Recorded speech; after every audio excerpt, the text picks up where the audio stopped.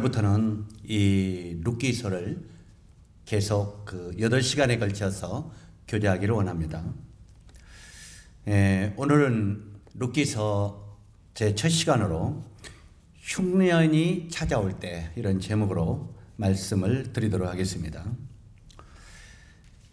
사람들은 구원받은 그리스도인이나 때로는 믿지 아니하는 불신자들이라 할 것 없이 이 세상을 살아가다가 흉년을 이렇게 경험하면서 살아갑니다.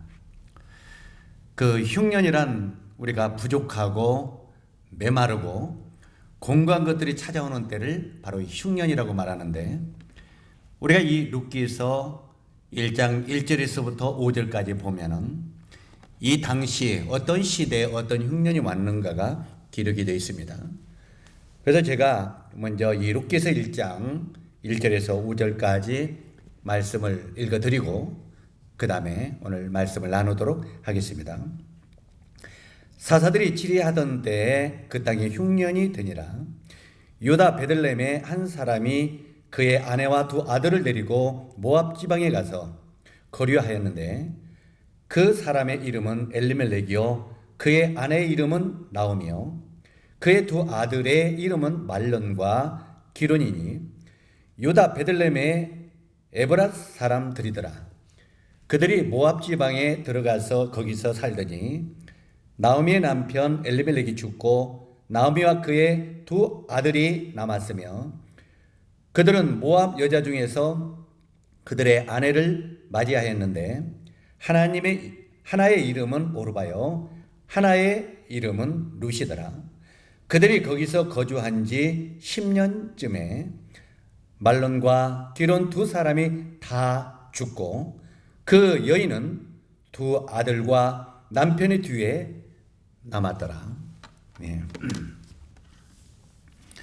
실제로 여기에 보면은 이 흉년이라고 하는 것이 무엇인가 이렇게 기록이 되어 있는데, 실제로 이 본문의 말씀을 보면은 어느 날 한 지역과 한 가정에 찾아온 흉년 이야기를 이렇게 다루고 있습니다. 사람들이 세상을 살아가다가 이런 흉년이라고 하는 괴물이 찾아오면은 어떤 사람은 용기로 대처하는 사람이 있는가 하면 어떤 사람은 흉년으로부터 도피하는 그런 사람들도 있습니다. 그런데 여기에 나오는 이 본문의 이 사람들은 실제로 후자의 길을 선택한 사람들의 이야기입니다. 1절에 사사들이 치리하던 때에 베들레헴에 흉년이 들었다고 기록이 되어 있습니다. 이 베들레헴이라고 하는 말은 떡집이라고 하는 의미입니다. 이 베들레헴은 떡집이라는 뜻인데, 우리 이 김제처럼 양식이 풍부하고 기름진 땅이므로 이렇게 이름이 붙여진 것입니다. 우리 김제가 김제만경 오곡국식이 누렇게 익었단께 풍년이랄게 풍년이랄게, 이 김제만경은 바로 이 한국에서도 많은 이 곡물을 생산해서 사람들에게 공급하는 곳이기 때문에 김제만경이 흉년이 들면 한국에 흉년이 들고, 또 여기에 풍년이 들면 한국에도 풍년이 든다고 말합니다. 그런 것처럼 이 예루살렘의 이 베들레헴은 바로 이 떡집이라 그런 지역입니다. 그런 베들레헴에 흉년이 오자 이제 그 베들레헴에 살던 엘리멜렉이라고 하는 사람이 이제 이 베들레헴을 떠나서 모압 땅으로 떠나가는 그런 이야기입니다. 여기 나오는 엘리멜렉이라는 사람은 하나님은 나의 왕이시다 이런 의미입니다. 자, 하나님은 나의 왕이시라고 그분을 전폭적으로 믿고 신뢰했던 이런 사람인데, 어느 날 이 엘리멜렉이 영적으로 공고의 속에 빠졌습니다. 그래서 왕 되신 하나님을 떠나서 그분께 의뢰하지 아니하고 모압 땅으로 떠나가는 그런 이야기입니다. 실제로 그 다음에 이 나오미라고 하는 뜻, 이 엘리멜렉의 아내인 나오미는 기쁨, 행복, 즐거움 이런 뜻입니다. 그 다음에 그 아들인 말로는 약골, 그 다음에 기료는 상실이라고 하는 그런 뜻입니다. 이런 걸 볼 때 참 우리가 이름을 짓는 것은 굉장히 중요한 것 같습니다. 왜냐하면 우리 자신도 모르게 내 이름대로 그렇게 되어지는 것들을 보기 때문에 그렇습니다. 자, 어찌하든지 이 어려운 흉년이 찾아오자 이제 이 엘리멜렉 이 가정은 안락을 위해서 다른 곳으로 이주를 했습니다. 이 다른 곳으로 이주를 했는데 그곳이 모압이라고 하는 곳이죠. 그런데 그곳은 그들에게 더 큰 고통과 그 더 큰 아픔이 이렇게 기다리고 있었습니다. 자, 떡집 이 베들레헴에 왜 기근이 왔습니까? 떡집 베들레헴에 사사기 21장 25절 말씀을 보면은 이런 말씀이 기록이 되어 있습니다. 이스라엘에 왕이 없으므로 사람들이 각각 자기 소견에 옳은 대로 행하였더라. 자, 그때 이스라엘에 왕이 없었다고 말합니다. 그러면 이스라엘에 왕이 없었습니까? 우리가 이 성경을 계속 살펴보고 공부하다 보면은 이 사사 이전에는 이스라엘 백성들이 여호와는 우리의 왕이시오, 여호와는 우리의 왕이시라고 그들은 고백한 사람들입니다. 이스라엘을 선택된 선민 또는 하나님이 택한 백성, 이런 뜻이죠. 그렇기 때문에 이스라엘은 하나님이 우리의 왕이라고 그렇게 고백하고 그렇게 믿고 살았던 사람들입니다. 그런데 어느 날 이스라엘이 타락된, 바로 세상에 빠지다 보니까, 다시 말해서 우상숭배에 빠지다 보니까 이스라엘은 영적으로 타락이 되어버렸습니다. 영적으로 타락이 되니까 그 마음속에 믿었던 왕 되신 하나님을 잃어버렸다는 것입니다. 그래서 이 이스라엘에 왕이 없으므로, 여호와는 우리의 왕이시라고 하던 이스라엘이 이스라엘에게는 왕이 없으므로 이렇게 말합니다. 다시 말해서 하나님이 이스라엘 백성들 마음속에 죽어버렸다는 말입니다. 때때로는 우리들도 하나님을 우리의 주인님으로 우리가 믿고 섬기다가 우리 마음속에 하나님이 죽어버리면 하나님과 관계없는 그런 인생을 우리들도 살 수 있다고 하는 교훈입니다. 그리고 그들에게 왕이 없으므로 그들은 각각 자기 소견에 옳은 대로 행하였더라, 이렇게 말했는데, 그때부터 하나님을 떠나서 자기 소견에 좋은 대로, 다시 말해서 자기 자신이 왕이 되고 자기 자신이 주가 되는, 말하면 나의 주인은 나다 하는 그런 상태로 이스라엘 백성들이 살았다는 말입니다. 바로 이런 이스라엘은 하나님을 저버리고 자기 마음대로 살았는데 그 결과 우상숭배와 타락에 빠졌습니다. 죄로 말미암아 베들레헴에 흉년이 찾아왔는데 엘리멜렉은 하나님은 나의 왕이시라고 말했던 이 엘리멜렉이 어떻게 했습니까? 실제로는 하나님 앞에 엎드려야 되잖아요. 하나님은 나의 왕이시라고 했기 때문에. 그런데 하나님 앞에 엎드리지 아니하고 쉽게 돈을 벌 수 있다고 하는 모압으로 떠났습니다. 그런데 떠날 때 그냥 떠났습니까?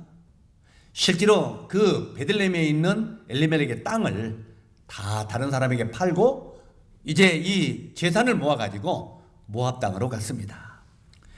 그런데 우리가 잘 아는 대로 이 모압은 이스라엘이 가나안 땅으로 이렇게 이동해 갈 때 철저하게 이스라엘을 대적했던 그런 원수의 땅이 모압입니다.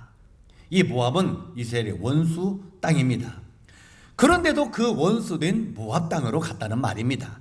이것은 우리가 세상을 사랑하지 말라, 너희는 세상을 정말 섬기지 말라고 했는데 실제로 그 원수된 세상을 사랑하는 우리들의 모습인 것을 보게 되죠.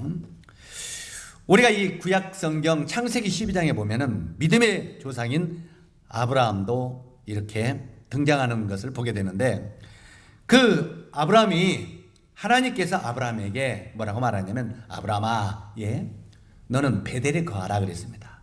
베델이라고 하는 것은 하나님의 집이라는 뜻이고 하나님과 교제라고 하는 뜻이죠. 그 베델에 거하라고 했는데 아브라함이 베델로 올라가다가 다리가 아팠는지 아니면 어떤 문제가 생겼는지 베델에 올라가지 아니하고 베델과 아이 사이에 장막을 내렸다고 기록되어 있습니다. 아이라고 하는 뜻은 타락된 도시, 타락된 세상, 이런 의미입니다. 다시 말해서 하나님과 세상 중심에, 중간에 바로 이 아브라함이 장막을 내렸다는 것입니다. 이 베델과 아이 사이에 장막을 치니까 그 땅에 뭐가 찾아왔냐면 기근이 찾아왔다고 말합니다. 그 땅에 기근이 찾아오니까 아브라함이 얼른 깨닫고 하나님 앞에 엎드려 기도하고 베델로 하나님의 명령대로 올라가야 되지 않겠습니까? 그런데 베델로 올라가지 아니하고 베델과 아이 사이에 장막을 내렸다고 말하고 있습니다. 그렇기 때문에 그 땅에 기근이 왔다고 말하고 있는데, 결국은 이 아브라함이 믿음이 없어서 기근이 오니까 점점 남방으로 내려갔더라, 이렇게 되어 있습니다. 그런데 남방으로 점점 내려가다가 보니까 결국은 애굽에 통동 들어가고 말았습니다. 다시 말해서 우리들이 하나님과 세상과 양다리를 거치고 있는 그런 삶을 살다 보면은 우리 마음이 하나님 쪽으로 가는 게 아니라 바로 이 세상 쪽으로 우리 마음이 흘러가게 되어 있다고 하는 그런 교훈입니다. 자, 어찌하든 간에 이 모함에 내려가 이방인 모함 여인들과 아들을 결혼시켰습니다. 혼인시켰죠. 이 모함 여인들과 아들들을 결혼시킴으로 말미암아 이제는 이 엘리멜렉 가정이 풍비박산이 되어버리는 것을 보게 됩니다. 그래서 항상 이 이스라엘은 선택된 선민인데 정말 이방인들이 그들이 볼 때는 뭐라고 했냐면 개나 돼지로 취급한 것이 이방인입니다. 그런데 그 이방인 여자들하고 그 이스라엘의 아들들하고 결혼을 했다는 것입니다. 그렇게 이방인과 결혼함으로 말미암아 그 가정이 풍비박산이 되어버렸습니다. 그래서 우리 총각 형제 자매님들도 바로 이 이방인들과 결혼하는 거 굉장히 조심을 해야 됩니다. 왜냐하면 그로 말미암아 우리 영적으로 혼란이 일어나고 세상의 풍비박산이 이것도 아니고 저것도 아니는 그런 가정이 될 수 있기 때문에 그런 것입니다.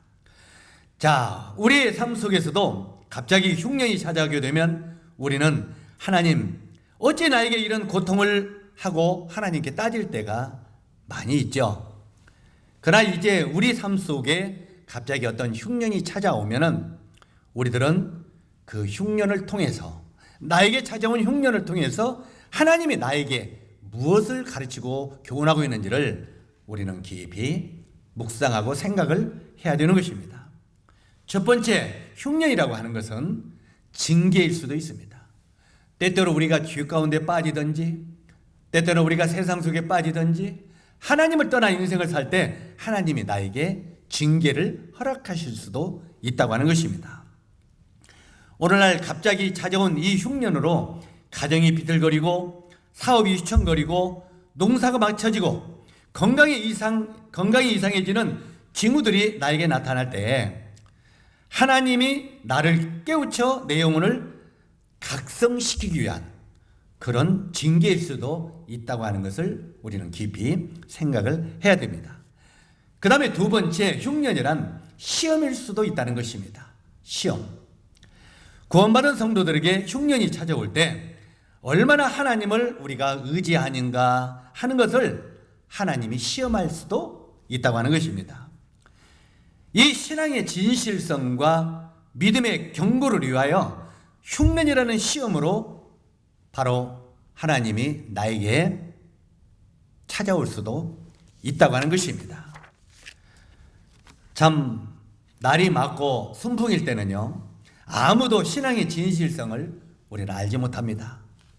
모든 것이 탄탄대로이고 만사형통이면 정말 그 사람이 신앙이 좋은지 안 좋은지 우리는 알 수 없죠. 그러나 어떤 성도에게, 어떤 믿음의 사람들에게 어려운 흉년의 고난이 찾아올 때 그 사람의 신앙의 참 모습을 우리는 발견하게 된다고 하는 것입니다. 우리가 요한복음 16장 33절을 보면은 이런 말씀이 있습니다. 세상에서 너희가 환난을 당하나 담대하라. 내가 세상을 이겼노라. 우리가 세상에서 환난을 당하면 그것 가지고 막 괴로워하고 그냥 원망하고 하지 말고 담대하라고 말합니다. 왜요? 바로 예수 그리스도가 세상을 이기었기 때문에 너희가 내 안에 거하면, 너희가 나를 신뢰하면 너희들도 환난을 이길 수가 있다고 말하고 있습니다. 그 다음에 세 번째 흉년은 하나님이 우리를 가르치기 위한 교육일 수도 있다고 하는 것입니다. 우리가 누가복음 15장을 보면은 거기에 탕자의 비유가 나옵니다. 이 탕자가 이제 아버지를 버리고 먼 나라로 떠나갔다고 말하고 있죠. 그리고 이 먼 나라로 가서 이제 그 아버지로부터 받은 그런 돈을 허랑방탕하며 돈을 다 탕진해 버렸다고 기록하고 있습니다. 자, 이제 이 탕자가 참 돈이 있을 때는 세상에 많은 친구들도 있었고 주변에 많은 사람들이 그에게 가까이 따랐을 것입니다. 그런데 어느 날 탕자가 주머니가 빈털터리가 되고 정말 거지가 되어서 완전히 이제 아무것도 없는 그런 삶이 되니까 그 주변의 모든 친구들도 다 떠나버렸습니다. 그래서 세상적인 말로 술친구는 개친구다. 다시 말해서 세상의 어떤 술과 물질로 사귄 친구는 결국은 어려울 때 다 떠나버린다 하는 그런 말입니다. 자, 여기 탕자가 모든 도움이 다 끊어지고 이제는 절망의 밑바닥에 있는데 그날에 크게 흉년이 들었다고 탕자의 비유에서 기록하고 있습니다. 항상 보면 어려움이 오는 흉년이 찾아오는 것들을 보게 되죠. 이 탕자에게도 이제는 큰 흉년이 들었다는데 탕자가 이제는 아버지를 떠나가지고 흉년이 들어가지고 돼지 쥐염 열매를 먹고 살았습니다. 그러면서 이 탕자가 깨달은 것이 뭐였습니까? 아하, 내가 아버지를 떠난 삶이 이렇게 비참하구나 하는 것을 깨달았습니다. 그래서 때때로 우리가 하나님을 떠나서 사는 것이 인생에서 얼마나 비참한 것인가를 깨닫게 하는 교훈입니다. 이제 이 탕자가 자기 자신을 깨닫고 이제는 회개를 하죠. 내 아버지 집에는 먹을 것이 많은데. 근데 그렇게 생각은 하고 끝난 게 아니라 회개하면서 그제 내 아버지께 돌아가자. 바로 이건 돌이키는 것이 회개라고 하는 것입니다. 아버지께 돌이켰을 때 나중에 그 탕자가 아버지로부터 얼마나 놀라운 복을 받았습니까? 이 탕자를 위하여 가장 좋은 송아지를 잡고 그를 위해 잔치를 베풀었던 바로 이 아버지의 모습을 보면서 우리가 하나님께 돌이킬 때 하나님이 우리에게 얼마나 은혜를 베푸시는가를 알 수 있습니다. 그렇기 때문에 곧 이런 흉년은 교육적 수단으로 하나님이 흉년을 우리에게 허락하기도 하신다고 하는 것입니다. 자, 이 룻기서에서 엘리멜렉은 가정은 흉년이 올 때 도피를 선택했습니까? 왜 이 베들레헴에서 믿음으로 그 흉년을 이기지 못하고 도피를 선택했느냐 그 말입니다. 첫 번째, 이 엘리멜렉은 바로 육신적인 문제를 우선시했기 때문에 바로 엘리멜렉이 베들레헴을 떠났습니다. 당장 육신적으로 먹고 살아야 하니까 만약 이 결정이 내 신앙에 유익이 될까 아니면 해가 될까 하는 영적인 문제를 그는 생각하지 못했다고 하는 것입니다. 미래 곧 영원한 하늘나라보다 현재 세상의 순간을 더 중요하게 생각했다고 하는 것입니다. 그 다음에 두 번째, 그들은 하나님보다 세상을 더 신뢰했습니다. 나오미의 가정은 원래 신앙인의 가정입니다. 그들은 이름만 보아도 얼마나 신앙인의 가정인가가 우리를 알 수 있습니다. 엘리멜렉, 여호와는 나의 왕이시다. 참 신앙의 가정 아닙니까? 그런데도 고난과 폭풍 앞에 너무나 쉽게 하나님께 물어보지도 않고 모압 곧 세상행 열차를 타고 떠나버리고 마는 것입니다. 그들은 하나님보다 이 세상을 더 중요시 했다고 하는 것입니다. 여러분은 하나님을 어떤 분으로 알고 어떤 분으로 믿고 어떻게 하나님을 섬기고 있습니까? 이 말씀을 통해서 우리 자신들을 한번 조명해 보기를 바랍니다. 정말 나는 하나님을 더 신뢰하고 있는지 아니면 세상을 더 신뢰하고 있는지 우리 자신을 한번 살펴보기를 원합니다. 그 다음에 마지막으로 세 번째, 그들은 잘 살기 위한 욕심이 그들의 마음속에 있었습니다. 흉년이 찾아왔을 때 베들레헴을 사람들이 다 떠나버린 것이 아닙니다. 이 베들레헴에 그 당시 많은 사람들이 살고 있었습니다. 그들이 흉년이 왔다고 다 떠났습니까? 아닙니다. 그 흉년이 왔을 때 그 베들레헴에 머물러 있는 사람들도 더 많았습니다.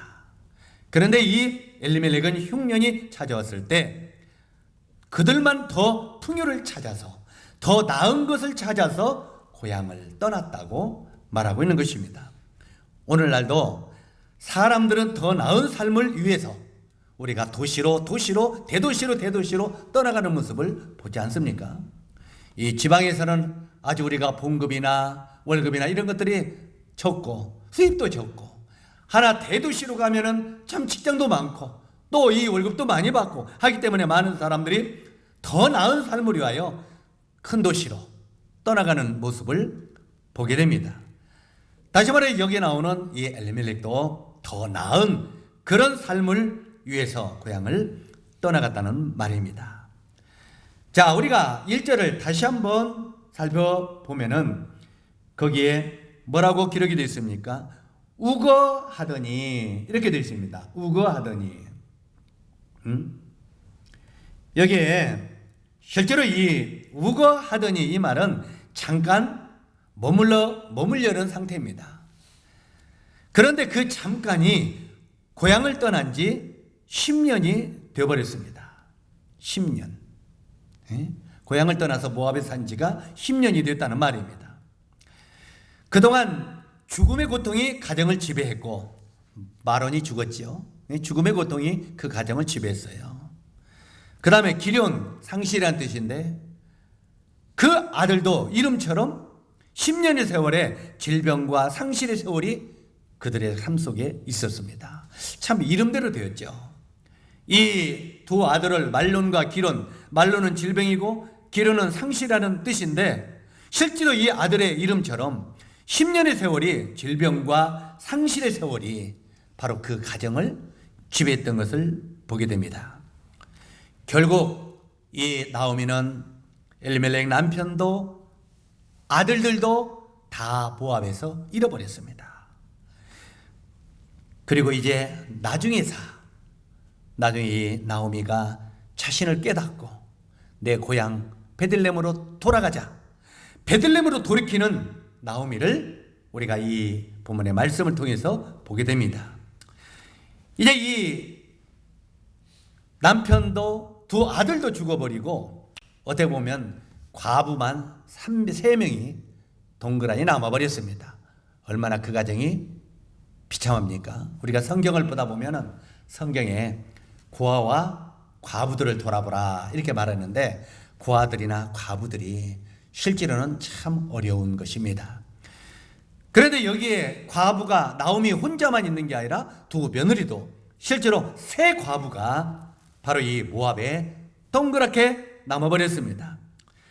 자, 이 두 과부된 며느리를 데리고 이제는 베들레헴으로 돌이키려고 하다 보니까 나오미가 가만히 생각하니까 자기는 이왕에 베린 몸이지만 두 며느리가 생각이 났습니다.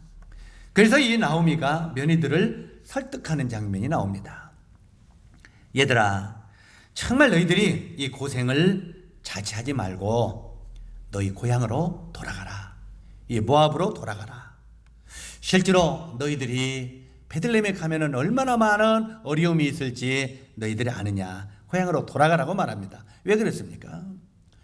실제로 이 이스라엘이 선택된 선민이죠. 그런데 이 이스라엘이 바로 이 이방인들을 어떻게 취급했냐면 그들을 돼지나 개로 취급을 했습니다. 그리고 이 유대인들, 바로 이스라엘 사람들의 기도 가운데 어떤 기도가 있느냐면 하나님, 여호와 하나님, 우리가 저 개 같은 이방인으로 태어나지 아니한 것을 감사하나이다. 이게 이스라엘 백성들의 기도 중에 하나입니다. 저 개 같은 이방인으로 태어나지 아니한 것이 감사이다. 그런데 여기에 나오는 룻과 나오미는 이방인입니다. 그들이 개같이 취급하는 이방인입니다. 그런데 그 나오미와 룻을 데리고 베들레헴에 갔을 때 이들의 앞날이 얼마나 어려울 것인가를 나오미는 잘 알고 있었습니다. 그래서 나오미가 고생을 자체하지 말고 며느리들아 너희 고향으로 돌아가라 그랬습니다. 자, 이제 그들의 선택을 따라서 그들의 생애의 운명이 결정되게 되어 있습니다. 자, 여기에 이제 어떤 결정을 두 며느리가 합니까? 이제 거기에 큰 며느리인 오르바는 어떻게 됐습니까? 울면서 시어머니와 입 맞추고 돌아가니라. 어디로요? 모압 고향으로 돌아가니라. 그 다음에 이 룻은 어땠습니까? 작은 며느리 룻은 끝까지 이 시어머니 바로 나오미를 붙듭니다. 그러면서 나중에 최종적으로 뭐라고 말합니까? 어머니의 하나님은 나의 하나님이 되고 어머니의 백성은 나의 백성이 되고 어머니가 돌아가시는 곳에 나도 죽겠나이다. 나를 떠나라 하지 마소서. 그러니까 나오미가 이 룻이 굳게 맹세한 것을 보고 그에게 돌아가라고 하는 말을 그치니라 이렇게 말하고 있죠. 자, 여기에서 이 두 며느리의 운명이 결정됩니다. 다음 시간에 말씀을 드리겠습니다만 바로 여기에 나오는 큰 며느리 오르바는 시어머니와 입 맞추고 고향으로 모압으로 되돌아갔는데 그 모압으로 되돌아간 뒤에 오르바라는 이름은 성경에 하나도 그 뒤에는 기록이 없습니다. 다시 말해서 망각 속에 사라져버린 그런 여인으로 등재가 되고 있다는 말입니다. 그러나 이 고난의 길을 선택하고 어머니의 하나님이 나의 하나님이고 어머니의 백성이 나의 백성이고 어머니가 죽는 곳에 내가 죽으라고 했던 이 룻은 바로 이 고난과 고생의 길을 선택했지만 나중에 이 룻은 얼마나 영광스러운 이름으로 대대에 남게 되었느냐는 것입니다. 이 룻은 바로 나중에 다윗 왕의 증조모가 되었고 그 다음에 예수님 메시아 예수 그리스도의 족보에 당당하게 등재되는 이런 룻이 되었습니다. 그래서 우리가 어떤 결정을 하느냐에 따라서 우리 운명이 참 달라진다고 하는 것을 알 수 있습니다. 사랑하는 여러분, 여러분들 중에 지금 이렇게 선택의 기로에 서 있다면 아직까지 여러분 중에 예수 그리스도를 알지 못하고 그분과 관계없는 하나님을 아치하고 하나님과 관계없는 인생을 사는 분이 혹 계시다면 마음을 돌이켜서 하나님을 나의 주님으로 나의 왕으로 예수 그리스도를 나의 구세주로 영접하고 영원한 하늘나라를 소망하는 분들이 되기를 바랍니다. 성도들도 실제로 이런 선택의 기로가 우리들에게 찾아올 때 우리가 이 룻기를 통해서 고난을 내 것으로 끌어안고 이제는 주와 함께 십자가를 지고 주님을 따르는 그런 믿음을 선택함으로 말미암아 이제는 정말 영원한 하늘나라의 그 생명책에 또 기념책에 우리 이름이 당당하게 기록되는 성도들이 되기를 주님의 이름으로 축원합니다. 오늘 여기까지 말씀을 드리고 다음에는 이제 망각 속에 사라져버린 여인에 대해서 두 번째 시간을 갖도록 하겠습니다. 감사합니다.